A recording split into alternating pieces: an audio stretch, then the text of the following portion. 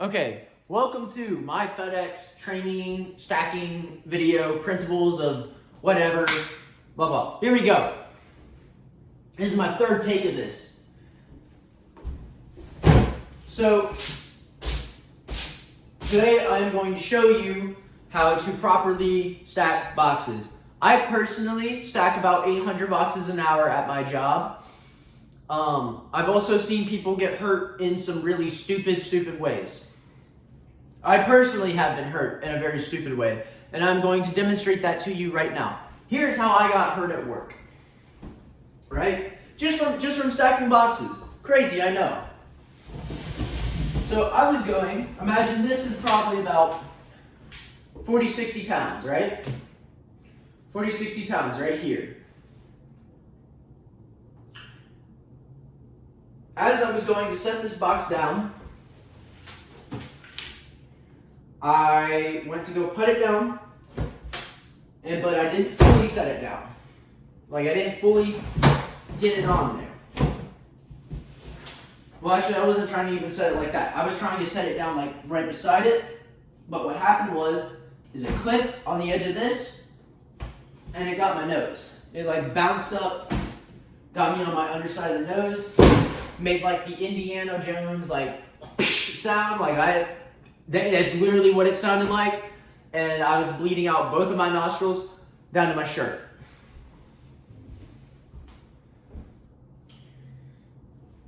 FedEx package handlers load and unload trucks daily on a daily basis. That's what our job is. And speed matters, but your safety matters more. In FedEx, we have this thing called work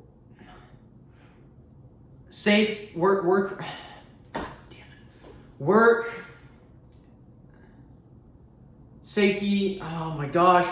Right to work. We have right to work, or stop work authority, which is basically if you believe that something is unsafe to do as you are working, you have every right to say no to it.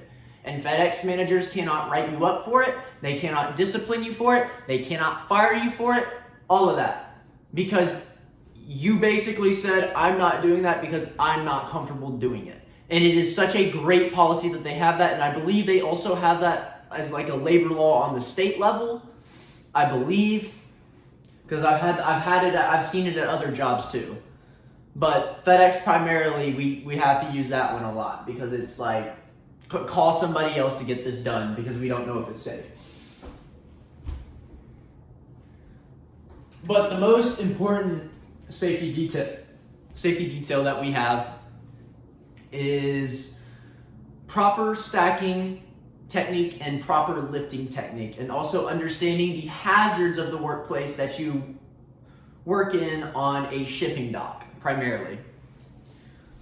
So today, I'm going to show you how to build a strong base of boxes, how to stack them correctly so your walls do not collapse, and again, the biggest hazards that you can come across while working in this environment.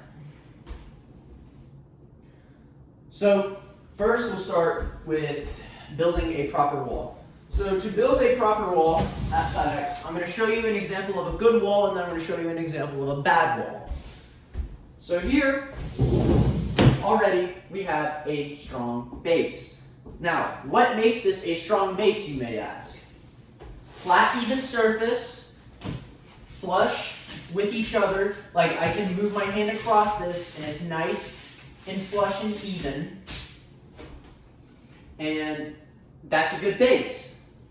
Now, whenever you're stacking, you always want to look for the T shape. The T shape is the most important shape of box stacking. So this is a T, right? So where these boxes connect, it makes a line right here, and then you put this on top, which creates another line, aka the T. Now, what you never want to do is you never want to do this.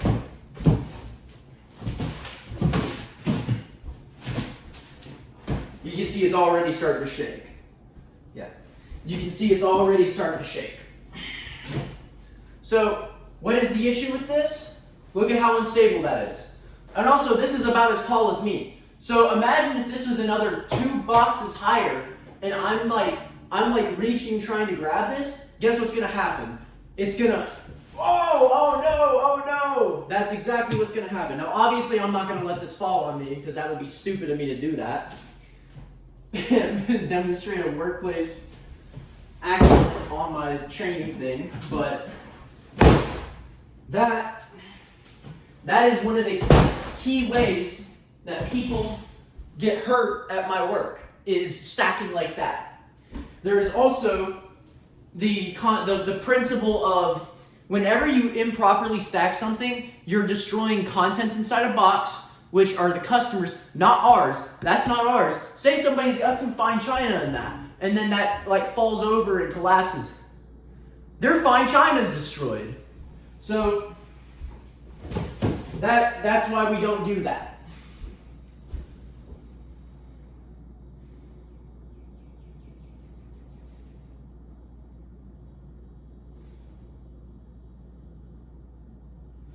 So another thing too is like just unstable, generally unstable walls. So I'm going to show you an unstable wall right now using this Chewy box. P.S. If you use Chewy.com, stop it. I have to pick your boxes up. Anyways. So already, see how this is tilting inward of this? You don't want that. This is an unstable box. There's nothing in this. It's also open, but for this demonstration purpose, like, see that wiggle? You don't want that, because when it's in transit and the trucks are shifting around and all that good stuff, the box on the bottom of that is going to cave in, and everything in it's going to get destroyed, and the box is going to get destroyed.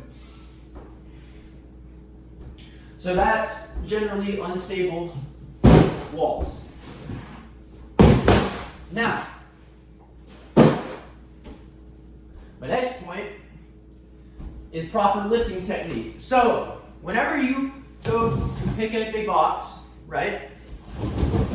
Whenever you go to pick up a box, you don't do this. This is what we call flamingoing. Your head is not in the water. This is flamingoing. What you want to do is you want to lift with your legs. So, here's what we're going to do. Squat, pick up, lift, lift, lift. Ooh, I hurt my knee up there. So that is proper lifting technique. Another thing you want to look out for as well is trip hazards. I am so serious when I say this.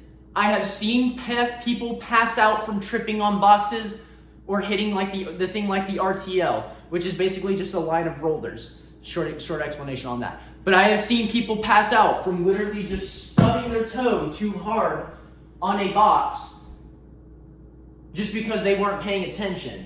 It blows me away. I don't know how people pass out from that, but I've seen it happen. Another thing too is just don't generally rush yourself. You're not there to kill yourself. Don't rush yourself. If the slower you do it, at least you're doing it safely, and that is what we value more than anything. So here's what to take away from this.